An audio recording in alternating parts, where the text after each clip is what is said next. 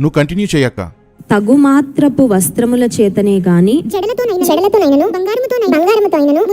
ముత్యములతో అయినను మిగుల వెలగల వస్త్రములతోనైనను. చూసారా, ఇక్కడ మిక్కిలి వెలగల వస్త్రాలు అని చదివితే కట్ చేసి వస్త్రాలు అంటుంది. వస్త్రాలు ఎంత కాస్ట్లీ అనేది ముఖ్యం కాదు, కానీ ఎంత నీట్గా మనం కవర్డ్గా ఉంటున్నాము అనేది ముఖ్యం. చూసారా, ఎంత కాస్ట్ అయినా పర్లేదు అంటుంది. కొంతమంది చూడండి, ఒక వస్త్రమే 50,000 రూపాయల వస్త్రం అంటే డబ్బులు ఉన్నాయి కదా. చూడండి, ఒక చీర 50,000 అయితే అది కాస్ట్లీ అంట. నిజమేలే, మీ ఆయన మెసేజ్కి వెళ్తే 30,000, నెలకి కానుకలేమో 20 లక్షల పైనే. మీ దృష్టికి 10,000, 20,000 చీరలంటే ఆర్డినరీయేలే అంటే డబ్బులు ఉన్నాయి కదా. వీళ్ళకి వాక్యం ఇష్టం లేదు, ఎందుకంటే మేడం గారు కట్టిన చీర కట్టరు. ఏ చీర కట్టినా 5,000 నుండి 15,000 మధ్యలో ఉండాలి. జాకెట్ 3,000 నుండి 5,000 ఉండాలి. అంటే డబ్బులు ఉన్నాయి కదా. పైకి మాత్రం తగ్గింపు గలవార్లా ఎన్ని యాక్టింగ్లు.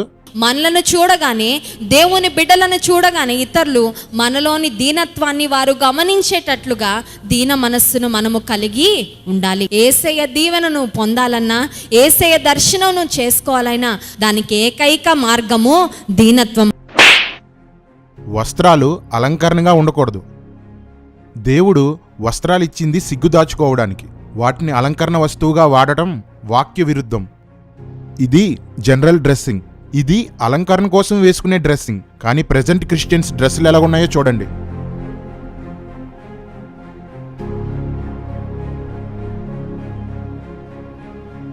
వస్త్రాలని అలంకరణకు వాడకూడదని దేవుడు చెప్తుంటే ఏకంగా వస్త్రాలని అలంకరించేసే ఆత్మపూర్ణులు బయలుదేరారు. చూడండి, డ్రెస్ని అలంకరించి ఒక ట్రెండ్ సెట్ చేసింది ఈ సీనియర్ దెయ్యం. ఇప్పుడు చూడండి జూనియర్ దెయ్యాలన్నీ ఎలా ఫాలో అవుతున్నాయో. అబ్బో, వంటికి అలంకరణ ఉండదు కానీ వస్త్రాలకు మాత్రం కావాలి. వెసిలి అన్న డిమాండ్ చేశారు కాబట్టి బంగారం తీసావు, కానీ మనసులో కోరిక తీయలేదు. ఇలా కానిచ్చేస్తున్నావు. వీళ్ళకి వస్త్రాలు ఒక అలంకరణ వస్తువు. దేవుడు వద్దన్న పని చేస్తూ ప్రసంగాలు మాత్రం దంచి కొడుతున్నారు. నీకంటే నాకు ఏది గొప్ప కాదయ్యా, నీకంటే నాకు డబ్బులు గొప్ప కాదు, నీకంటే నాకు బట్టలు గొప్ప కాదు.